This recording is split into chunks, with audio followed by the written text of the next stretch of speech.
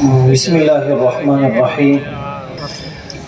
سب سے پہلے تو آپ تمام حضرات کو، ذمہ داران مساہمین کو، ناظم مسابقہ کو مبارکباد کہ آج یہ عظیم محفل اسی طریقے سے سجتے سجتے 13 سال ہو چکے ہیں، اور اس عظیم پروگرام میں یہ بندہ تقریباً 7-8 سال سے مستقل حاضر ہو رہا ہے۔ یہاں کا پروگرام، یہاں کا نظم و نسق، یہاں کا حسن انتظام، سب کا سب قابل مبارکباد۔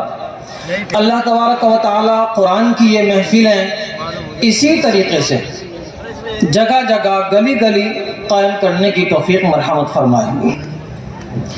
قرآن کریم کی فراہم میں کل عشاء کی نماز کے بعد سے لے کر آج عصر کی نماز تک تمام طلباء کا قرآن کریم سنا، اور سننے کی ہم سب کو سعادت میسر ہوئی۔ چند چیزیں جو مناسب بھی نہیں ہے کہ میں یہاں کہوں، لیکن اس سے اچھا موقع بھی میسر نہیں ہو سکتا، مناسب سمجھتا ہوں 1 منٹ میں، بہت کم وقت میں اپنی تمام باتیں بیان کر دوں۔ گزشتہ سال بھی آپ تمام حضرات کے سامنے جو لوگ یہاں سال گزشتہ شریک تھے، 2 غلطیوں کی طرف توجہ دلائی گئی تھی۔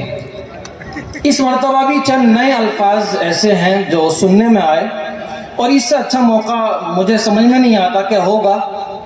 نمبر 1، ایک کلمہ آتا ہے ایایا، اسی طریقے سے دوسرا کلمہ آتا ہے مثوایا، تیسرا کلمہ آتا ہے محیایا۔ حالت وقف میں ان کلمات کو پڑھنے کا ایک طریقہ وہ ہے جو ہمارے درمیان رائج ہو گیا، اور صحیح طریقہ وہ ہے جو آپ حضرات کو بتایا جاتا ہے۔ ان کو پڑھنے کا جو غلط طریقہ ہے وہ یائے مجہول کے ساتھ ہے، جیسے ایائے، محیائے، مثوائے۔ یہ مجہول طریقہ غلط ہے، اور صحیح طریقہ ہے ایائے، محیائے، مثوائے۔ اسی طریقے سے وہ کلمہ یا ایسے کلمات جن کا اخیر، جن کا ختم یا وہاں آیت لگتی ہو اور وہاں لام مشدد ہوتا، تو لام مشدد کو پڑھتے وقت 2 طرح کی غلطیاں ہوتی ہیں۔ نمبر 1، لام کو بہت زیادہ کھینچ دیا جاتا ہے، جیسے یغل۔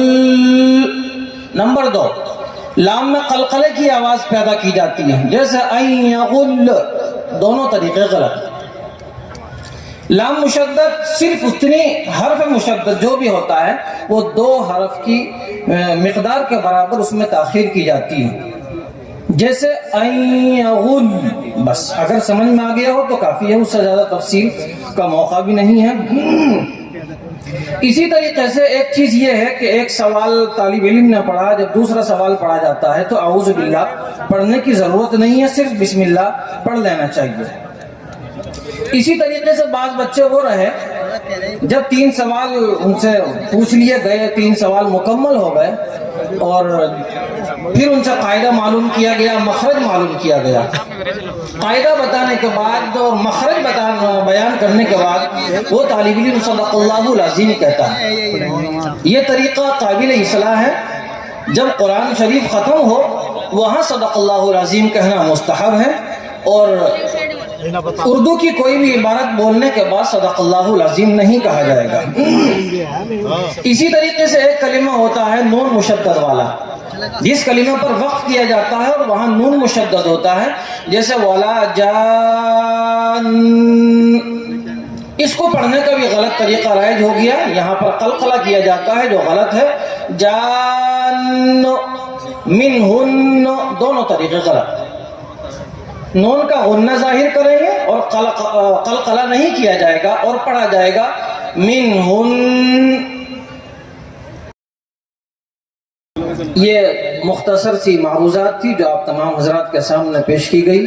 اللہ تبارک و تعالی جو کچھ کہا گیا ہے اور جو کچھ سنا گیا ہے اس پر عمل کرنے کی مجھے بھی توفیق مرحمت فرمائے، اور آپ تمام حضرات کو بھی توفیق مرحمت فرمائے۔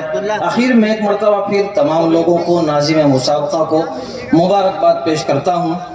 وآخر دعوانا ان الحمد للہ رب العالمین۔